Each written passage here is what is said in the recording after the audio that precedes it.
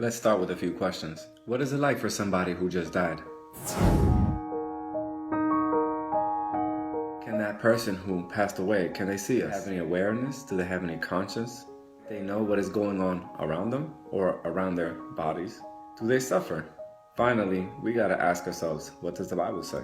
Did you know that the Bible compares the state of the dead to asleep?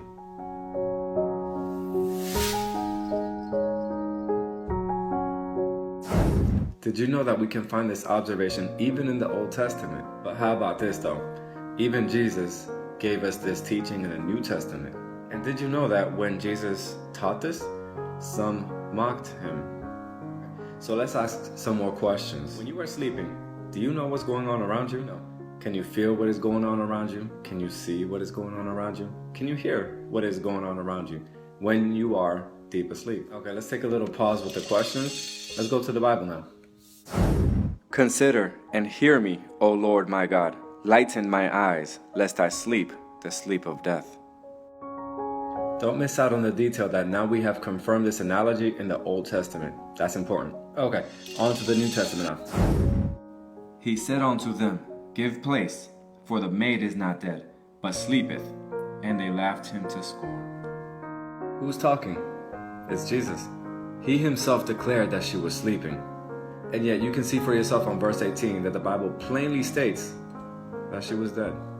Now, if you would like to read about it again, you can see this context in the book of Mark chapter 5 verse 39. And if you wanted, you could also look into it further in the book of Luke. It's going to be chapter 8 verse 32. You know, and on one occasion, a friend of his fell sick. A friend of Jesus. Let's go to the book of John chapter 11. It's going to be verse 1. Now, a certain man was sick, named Lazarus, of Bethany, the town of Mary and her sister Martha. While the news did make it to Jesus, Jesus stayed where he was a little bit longer. Can you imagine what the sisters of Lazarus felt like? Maybe we can relate to that feeling. Maybe sometimes we feel Jesus is taking too long. Wonder if that was there on purpose. More Bible verses. John chapter 11 verses 11 to 14. These things said he, and after that he saith unto them, Our friend Lazarus sleepeth, but I go, that I may awake him out of sleep. Then said his disciples, Lord, if he sleep, he shall do well. Howbeit, Jesus spake of his death. But they thought that he had spoken of taking rest in sleep. Then said Jesus unto them plainly, Lazarus is dead. Jesus too had a friend who fell sick and afterwards fell dead. See, why put that in the Bible?